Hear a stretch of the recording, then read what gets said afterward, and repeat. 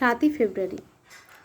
আজ দেখা করতে যাওয়ার পথে ওর জন্য 10টা লাল গোলাপ কিনলাম টালিগঞ্জ মেট্রোর সামনে থেকে। দাম শুনে তো আমার রেটিনায় সর্ষে ফুল।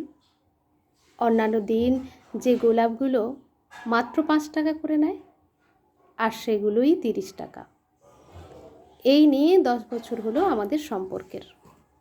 মহারানীর আবদার বছরের সঙ্গে সঙ্গে গোলাপের সংখ্যা বাড়াতে হবে।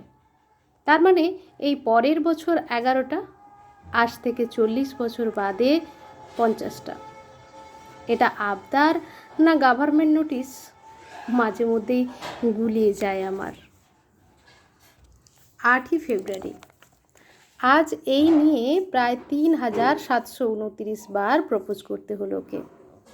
এই প্রপোজ টেপে তো একটা অজুহাত মাত্র। প্রথম মহিলা ভালোভাবেই প্রত্যুত্তর দিতেন, তারপর একটা নতুন কায়দা শিখলেন।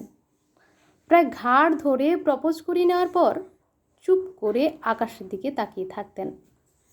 আমি যখন বলতাম, কিরে উত্তর দিলি না যে, অনেকক্ষণ চুপ করে থাকার পর মুচকি হেসে বলতেন, ভেবে দেখব। আজ তো কিছুই বললেন না। খানিক চুপ করে থাকার পর একটা মৃদু হাসির শব্দ পেলাম মনে হলো। বুঝলাম ওটাই ওর উত্তর। 9ই ফেব্রুয়ারি। চকলেট নিয়ে হ্যাংলামোর একটা লিমিট থাকে।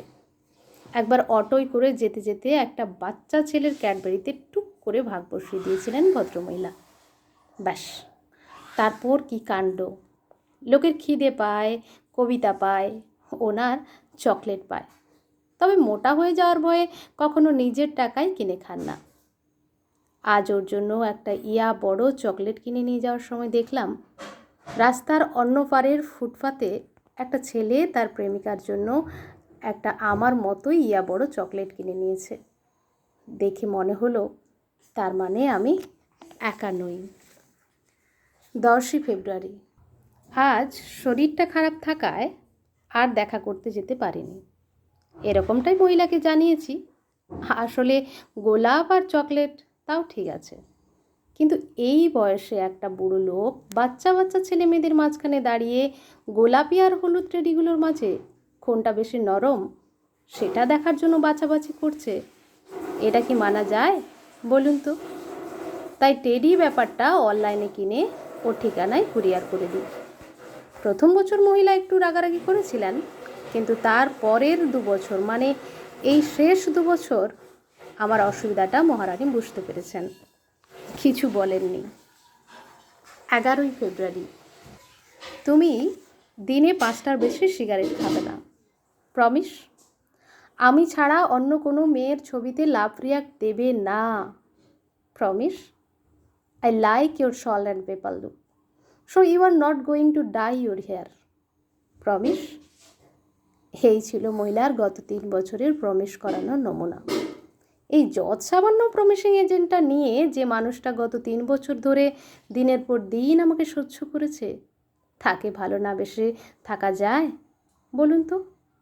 তাই আমি আজ আগে ভাগেই বলে দিলাম, প্রমিস, তুই যা বলবি আমি তাই করব।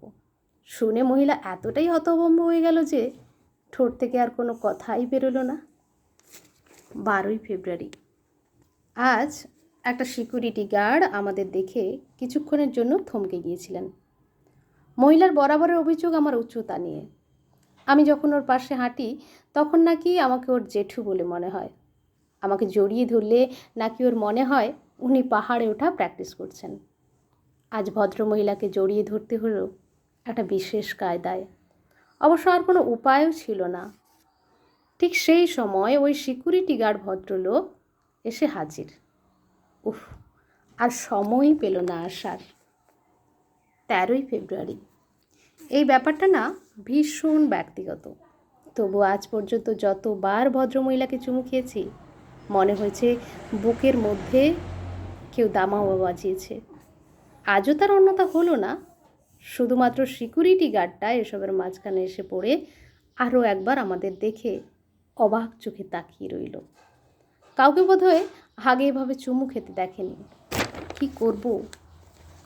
মহিলা যে মাটির নিচে কফিনের মধ্যে দিব্যি শুয়ে আছেন, চুমু খেতে গেলে আমাকে ঠোঁটটা তো মাটিতে ঠেকাতেই হবে। 14ই ফেব্রুয়ারি। গতকাল জড়িয়ে ধরার পর মাটি থেকে উঠে দেখি সমস্ত জামায় ধুলো লেগে আছে।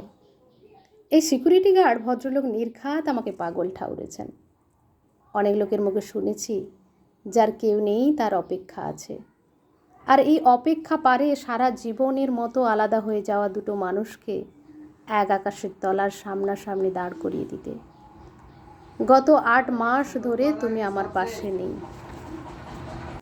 কিন্তু আমার থেকে অনেক দূরে যে তুমিটা মাটির নিচে চুপ করে শুয়ে আছো, আমি জানি সে অপেক্ষা করছিল এই 7টা দিনের। এই 7টা দিন কারো চোখে লোক দেখানো, কারো চোখে আদেখলাপনা, কারোর চোখে কলোনিয়াল হ্যাংওভার।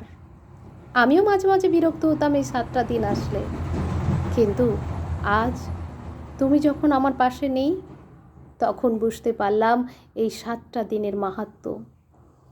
এই যে বছরের নির্দিষ্ট 5টা দিনে ধুমধাম করে দুর্গাপূজা হয়, এই যে বছরের নির্দিষ্ট একটা দিনে ঈদ পালন করে মানুষ, এই যে বছরের নির্দিষ্ট একটা দিনে সমস্ত শহর ঝলমল করে ওঠে ক্রিসমাস পালনের করার জন্য, এগুলো তো বছরের যে কোনো দিনই হতে পারত। কেন হয় না? কারণ তাহলে অপেক্ষা নামক শব্দটাই চিরতরে মুছে যেত উৎসবের অভিধান থেকে। আমরা যারা ভালোবাসাকে একটা ধর্ম হিসেবে মেনে নিয়েছি, তাদের কাছে এই 7টা দিন এক একটা ধর্মীয় উৎসব। ছোটবেলা থেকে আমি কোনো দিন ডায়েরি লিখিনি। গত 7ই ফেব্রুয়ারি রাতে প্রথম লিখতে বসলাম, তাই গত 6 দিন যা যা লিখেছি সেগুলো পড়ে হাসি পেলেও সেটা সম্বরণ করার চেষ্টা করুন। আজ এই পাতাটা এখানে বসে লিখছি, কারণ তোমার ইচ্ছা ছিল আমার প্রেমপত্র লিখতে দেখার।